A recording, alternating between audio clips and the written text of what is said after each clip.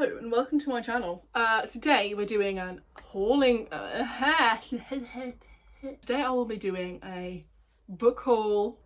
So I bought a bunch of books from Hannah at Ladette M at Waypoint Books, frankly because I need them. If you want a bookshop that will do tailored recommendations to you, if you want to find a book that you did not know you were going to love, that's the one you go to. I got quite a ridiculous amount of books. Do I regret it? Not at all.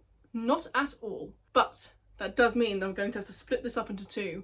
Not two videos, don't you worry. I will be doing it all in one, but I will be doing paperbacks and then hardbacks, as that will just be easier for me to process in my brain. Let's just get started because I've got quite a few books to go through, and just a heads up, I frankly have no clue what most of these books are about, and I don't have any regrets because I like being surprised. The first book that I got from Waypoint Books is Black Sun by Rebecca Rowanhorse. This is, oh, let me not cover the face. All kinds of stuff in it that I love.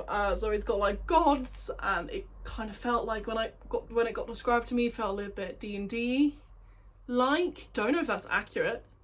Might not be at all. I've heard like mixed things, but mainly really, really good things, and I've also got the audiobook for this. I've also bought Hall of Smoke by H.M. Long. I bought this purely because the cover is gorgeous and I was absolutely floored by it. And once again, it has gods in it. I think my next character in D&D is going to be a cleric or something, because for some I'm on a like god as like a massive theme, not like oh god, a god of war or something. It's going to be a massive theme in a lot of these books. Then another one that I bought, which is mainly because of all the witchy vibes, it's literally about like a coven. This book's called The Coven by Lizzie Fry. Once again, this was mainly a cover buy and the title was very intriguing. I don't know why The Coven is an intriguing title, but to me it is, which is about, imagine a world in which witchcraft is real. In this world, mothers pass on peaceful powers to their daughters, but the men in charge decide that this secret knowledge is dangerous. Not only dangerous, but illegal. We love a bit of misogyny. I love women empowerment because that's what this book's about. A book that I've heard nothing but good things about, mainly from Hannah, which is why I was like, you know what, I'm gonna have to go for it, aren't I? I'm gonna have to buy this book because she will not shut up about it. If We Were Villains by M.L. Rio. This is a Shakespeare-inspired book. That is really all I know. Apparently it's really subtle. Now, I'm not the best person on picking up on Shakespeare clues because I am an uncultured swine and I've only read 2 of the plays. Hopefully I'll pick up on some of the themes. I don't know. It's Shakespeare. And this is a book that I bought because it's Gothtober and it looked creepy, and that is Luck and Booth by Jenny Fagan, which looks like this and is gorgeous. I love looking at it and then realising there's an eye in that peephole. It's set in 1910s Edinburgh, which is always a good setting to me. Love Edinburgh. Then we've got a book that's pretty hyped, and I don't know if it's overhyped or just appropriately hyped, but I want to try it out for myself. And that is Dark and Shallow Lies by Ginny Myers-Zane. More like gothy, mystery books. You'll find that's a really big theme at the moment. I'm just going for all the mysteries and like stuff because I need all the mystery. Then I got The Woods We're Always Watching by Stephanie Perkins, and Jesus, this book is so small. I had no clue it was going to be this small, but I kind of love that because it means it'll be a really quick read, hopefully. And once again, it's a mystery. The last of the paperbacks is The Wolf Den by Elodie Harper, and I've heard lots of things about this, and the cover is gorgeous. I just have to try it. I have to try it. Someone take this power away from me. Where am I going to put them? Where am I going to put all these books? Where? I have no space. This is my one bookshelf. I have like a mini shelf, but that's also full. So this is my main bookshelf. Then we go on to the hardbacks. And as you can tell, I'm kind of rushing through this because I don't want to have like a massively long video. But please let me know what you prefer. Either me speedballing through it or me taking my time and being somewhat less chaotic. The Taking of Jake Livingston. I've heard so much about this. Once again, pretty short. Didn't know it was that short. By Ryan Douglas. I'm just fascinated by this. I've heard so many things and I don't know whether I'm gonna love it, I'm gonna hate it, or whether I just am gonna feel indifferent about it. Everyone's raving about this, so you know, it has a lot of hype before it came out, and I haven't heard much now it's out, so we'll have to see what I find. Then we have a book that I actually didn't buy, but I was planning on buying, and then I mentioned it to Hannah, and I messaged her like, could you get this book in? and she said, I can't because this book is out of print. However, I own a copy and I'm never going to read it, as it's just something that she kind of bought ages ago and then ended up not wanting to read anymore. Her interest had gone. However, mine is still very much alive, and that is The Wicked Cometh by Laura Carlin. And this is just gorgeous, this cover. And because it is secondhand, there's like, I don't know if this is just part of the book.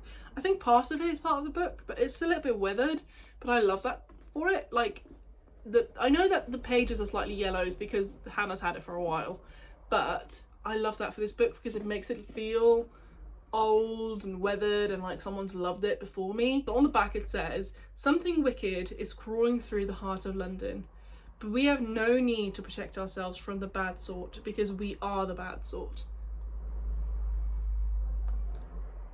Yes. Then I got another one that Hannah recommended to me and everyone on her channel, and that is How to Kill Your Family by Bella Mackie.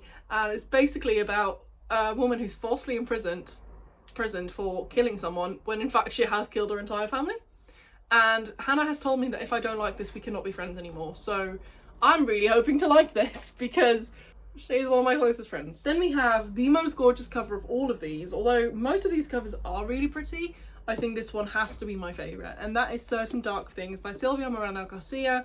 I still haven't read any of her books, but I own almost all of them now because frankly I think I'll love all of them. And it's only a thin one. I was planning to read this for October, but then wasn't sure if I was going to have the book in time, so I might jig my TBR around a little bit so I can read it in time. I mean, can you believe it? Oh, I missed a paperback. Well, that's fucks up my system, doesn't it? Survive the Night by Riley Sager. This is a very floppy paperback. A mystery. Are we surprised? Dani went for another mystery, and I never read mysteries, so I don't know what's gotten into me. Maybe it's the spooky season, maybe it's the fact that autumn's coming up, or that it is autumn now. But I went for all the spooky books and all the like mysterious cozy reads where you want to have like a fire in the background. And Charlie Jordan is being driven across the country by a serial killer. Maybe. Then the last book that I bought, which is a hardback again, like I said, I just missed one. This is The River Has Teeth by Erica Waters, and this book is also gorgeous. So it has quite like an interesting vibe, and the little tagline that it has is, "This place makes monsters of us all, but maybe that's what it takes to survive." Then I have one more book. It's not really a book, it's a journal, but because Hannah and I, and as well as Lizzie from Lizzie's Elf and Hannah from Bookworm's Feast, because we do our Bevies and Book Club, Hannah's gifted us, Hannah from the M, we've got two Hannahs, it's very confusing at times. What Hannah's done for us is bought us a book club, like, reading journal. It's very nice. It's like so cute. I don't know where she's got it from, but it is very, very cute, and it's got lots of, like, it's already made for you, so it's just a matter of filling stuff in.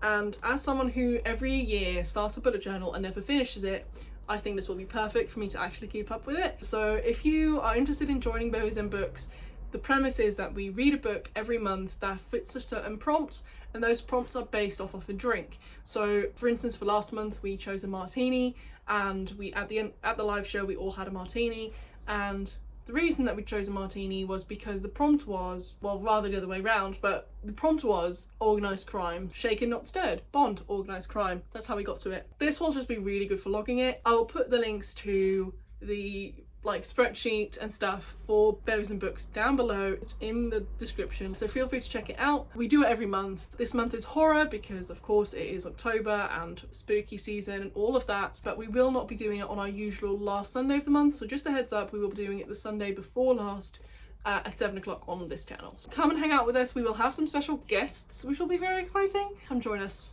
We would love to have more people joining us on our experience. Thank you for watching. If you have like a specific book that you need me to like start now, let me know, put it in the comments down below, and I will see if I can fit it in, and I will let you know when I do my wrap up early next month. I will see you soon. Bye bye.